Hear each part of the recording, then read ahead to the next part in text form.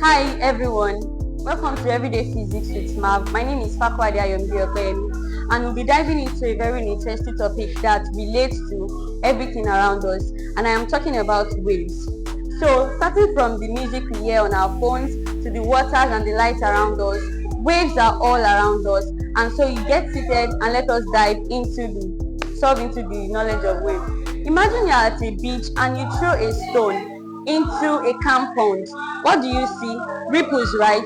Or you make a shout in a very quiet room. You hear the sound of your echo again. So all of these things are waves. But what exactly is wave? In a simple term, wave is a disturbance that transfers energy from one point to another without the transfer of matter. So, water does not move around in a pond or a lake, but the energy transferred causes it to form water ripples. So that is what we have two types of waves. You have the mechanical waves and the electromagnetic waves. For the mechanical waves, they require a material medium. And when we talk about material medium, we mean a kind of medium or space through which they can occur or through which they can happen. And examples of this material medium are air, water, and so on and so forth. We have examples of mechanical waves, which are the sound waves, and we have the water ripples.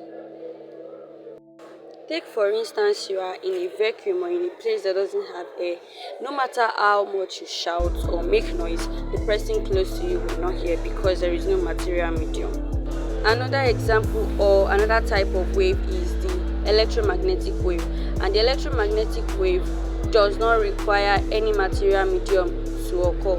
An example magnetic wave is visible light. You can take for instance the light that shines from the sun through the space. So it doesn't require any material medium for it to shine from the space down to the earth, even when there is no air. But because it doesn't require any material medium, it doesn't really care. So now I'm going to move into the classification of waves. And these waves are classified into two different types. And then we have the transverse wave and we have the longitudinal wave. Alright, so transverse wave, it moves perpendicular to the wave direction. An example here is the light waves and so on and so forth. While the longitudinal waves move parallel to the wave direction. An example of this longitudinal wave is the sound wave. So right now we'll be talking about the part of the wave. Now displayed on your screen, we have the picture of the wave, and then we have the crest, we have the drop, we have the amplitude, and we have other parts. So I'm going to be explaining each of these parts of the wave. The upper part is called the drop. The crest.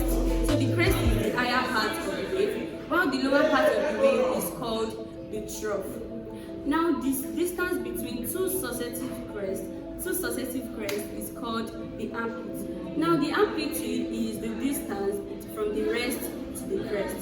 Distance from the rest to the crest. So displayed on your screen, we have the wave equation, and the A stands for the amplitude, the T stands for the time taking, and the sign is the normal variable we have in our mathematical equations.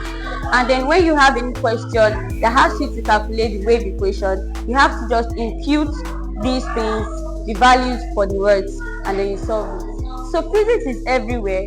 Physics is everything that happens around us, and we shouldn't see physics as something that is so perfect. It is everything around us. So if this video has really helped you, I want you to give a like, share and subscribe, and also turn on the notification bell to be able to get notified when I drop more amazing video content.